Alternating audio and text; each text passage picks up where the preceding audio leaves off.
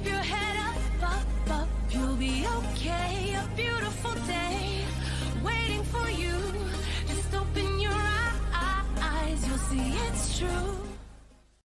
Good morning, everyone, and welcome to an edition of When She Happens, That's What She Said. My name is Jamie Marco, one of the co-founders of When She Happens, and we are pumped to have one of our very first members of When She Happens join us this morning for That's What She Said. Good morning, Monica. Hi, good morning. Hi, so happy to have you on today. If you were watching that video, she had lots of cameos in all of it. Monica has been to many of our events and has been a member from the very beginning. And today we get a chance to get to learn more about Monica. So if you know Monica, comment and say hello. If you don't, Monica, introduce yourself in the comments. We want to hear from you. And we're going to spend the next 15 minutes learning more about her. So Monica, why don't you go ahead and share with us a little bit about you and what you do during work hours? Oh, work hours can be not typically 9 to 5 with me these days. So sometimes because I have a young son and he's with me most of the time these days, I work from a little bit in the morning. Sometimes I work at 9 o'clock till about 1 or 2 a.m. Sometimes he's going with me on job sites, on sample pickups. He's learning how to pick tiles and light fixtures and plumbing fixtures. So it's looking a little different these days, but I'm enjoying my time with him, and my clients are amazing and very understanding. So I've been very thankful. Fantastic. How did you get into interior design? Like, how does someone, first of all, I don't have an eye for that. So tell us how you got into that and how you got to where you are today, owning your own business. Well, so I've always had kind of an artistic influence, but my family, my grandmother, especially my grandma Rosemary, she was like the most influential in my life. She always was sending me to like art camps, or she was the head of her association and in charge of all the planting of the little circles in her community. And she did ceramics. She just always had me doing things with her. And so my uncle was an engineer and he wanted to be an architect, but he was a kind of a hippie and he wouldn't cut his hair. So he lost his scholarship for track. So he always said that was his biggest regret. And he's like, you need to do something that you love and that you are going to be great at. So I started into architecture and then decided, I don't think I want to do this. I want to be a pediatric nurse. And then I don't think I would really handle that well, because I just would be a mess every single time a baby would come see me. So I went back to design and met somebody. Sorry, my doorbell's ringing. Met somebody that went to Florida State in the interior design program and loved it. And so she actually inspired me to look into it a little bit further. And I ended up going to Florida State and getting my degree. So I absolutely loved it.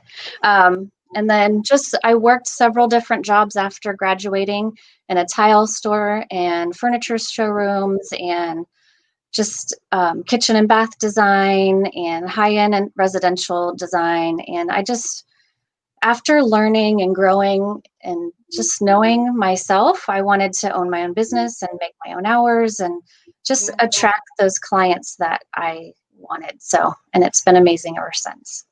That's so great. So as an interior designer, you probably can do so many different things. Is there a specialty that you have, or like certain clients that you work with? What does that look like? Well, so I listen to my clients and I just kind of create their space in their home. I don't have a specific style. I mean, I do for myself. This is not it. This is my home office. I do have a very clean, kind of modern style personally. But for clients, I enjoy doing coastal or modern or even a little traditional here and there, as long as at the end of the day, it's their home and they're happy and they're just, at home when they're there. So, great. Yeah. What do you find to be the biggest challenge during this time, right? So we've all had to evolve and change our business models, but what have you found to be the biggest challenge? I would say reading, like being one-on-one with clients. I'm meeting with clients one-on-one in person more and more now. We were doing a lot of video and FaceTime for, most of April and May. And you get little snippets, and I feel people's energy when I'm with them. So it's hard when you're just on a video, or some people just don't communicate really how they use their space as much. So I think that was one of my challenges, and some just logistic wise, getting furniture deliveries and things, just kind of shut down and, out of my control. So, you put a little bit of money out there and you order these furniture pieces, and when everything gets installed and finished, you get your check. And so you're just kind of, during that time, you're waiting for, financial stuff to go through. But fortunately, I have amazing clients, like I said, and everybody's been very understanding, and you just got to go with the flow. Excuse me, sorry about that. It's not the truth. Amazing clients. So we had Amanda from Simplicity Created a few weeks back. We talked to her about what's her favorite thing to organize. Do you have a favorite room that you like to design, or a least favorite? Not really. So every single one of my projects are different. I have a new client right now who wants to do a pub in their house. So of course that's going to be my favorite room in their house. And then I've done commercial spaces, a bar downtown, 99 Bottles. So that entire space was amazing to do. We had a muralist come in and do the bathrooms because he wanted something. He just didn't want a sterile, ugly bathroom. So we had beautiful murals painted in both the men's and women's rooms. So I think that was kind of my favorite part of that project. And, each project has like my own kind of little favorite aspect to it, I think. So how does somebody, if they're, what's the process like? If I'm sitting here and I'm looking at my office and I'm like, you know what, I just don't feel it. What would the process be with connecting with you and going through that interior design? So I like to spend a lot of like interviewing time in the beginning, getting to know the client, how they're going to use the space, what colors they love, if they like texture, if they modern, if they like traditional, just really getting to know my clients, and just how they're going to use the space. At the end of my projects, I'm pretty close, and sometimes part of the family, or I feel part of the family, because you're there all the time, and it's like always a sad time for me to wrap up a project, because I'm like, oh, but I don't get to see you like 3 or 4 times a week, or I'm not going to be just walking in your house all the time, just in and out, because it's a construction site.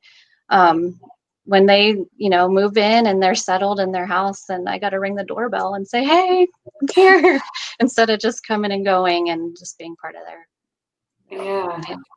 So you'll do this. So I'm hearing you do new construction, but you'll also come into someone's pre-existing home and help them redesign like a bedroom. Like, will you do a one-off, just a bedroom, or do you do the whole house, or how does that work? I prefer to do a bigger project. I love making the whole house or more whole space cohesive. If it is just one room, I will help with that. But these days I'm kind of busy, so a little bit bigger projects have been my focus. But of course, if it's a referral or somebody that has a space that needs help with it, I would definitely do that. I've done baby nurseries and kind of pulled together spaces for clients who are adding to their family and need to combine little other kids in one room and add a nursery to another. So I've done that as well. So. Love it. I know you did a special event for us. Gosh, it's been a year ago now. I don't even have any really concept of time. Yeah. But you were talking about the colors of that season. And before I met you, I didn't even know that seasons, I knew like the seasons had colors because of like the leaves changing, but I wasn't really adept to the fact that interior design has different colors.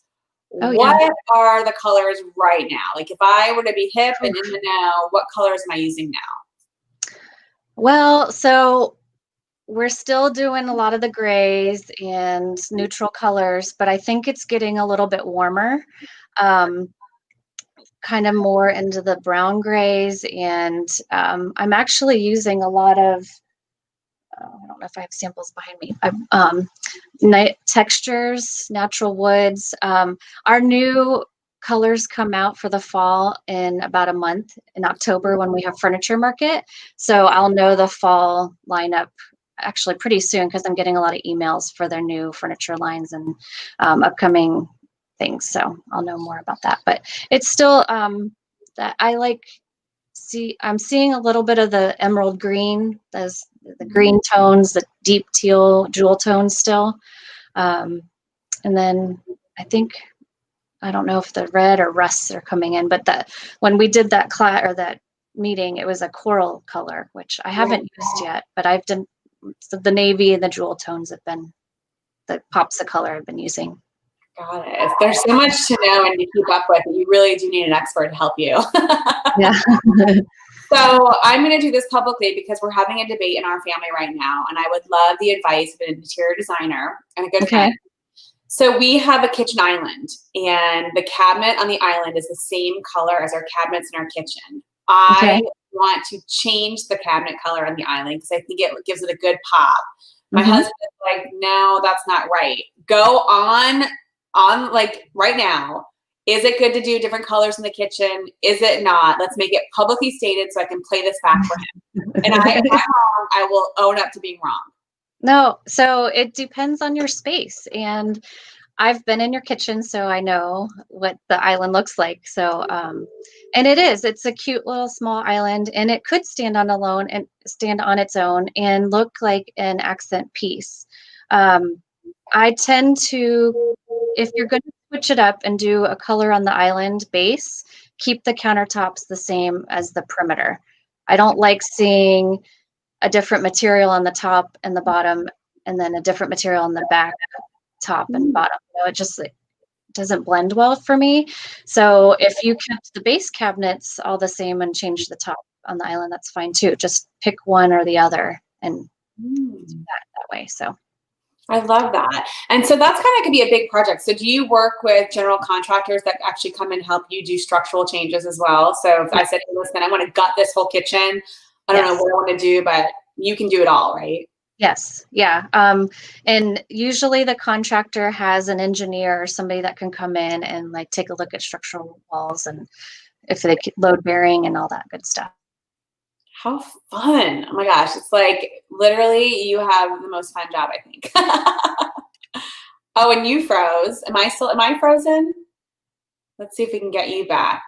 Monica has frozen on my end. If anyone's watching, if you can still see me, let me know. Maybe I froze. Let's see if we can get in there.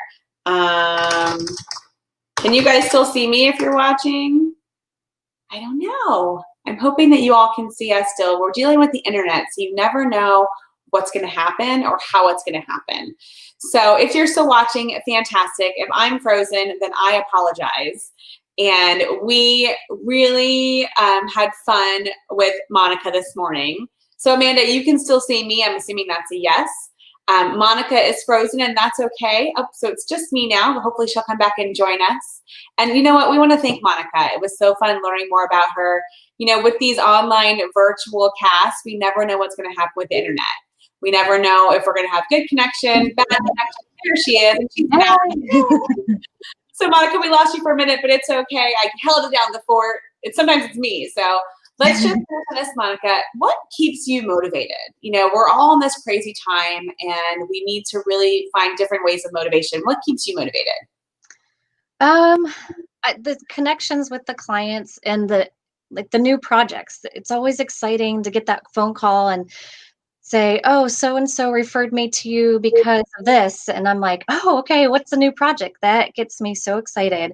And I just want to dive in and start the next project, but keep my, current projects going as well. So I think that motivates me a lot, and just making those connections and making the houses beautiful, or spaces, a working space. And so I guess that's it.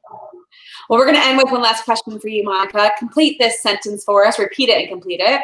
If you really knew me, you would know that. I like to have lots of fun and see my friends and my family, and that's basically it. Have those connections with people. Awesome.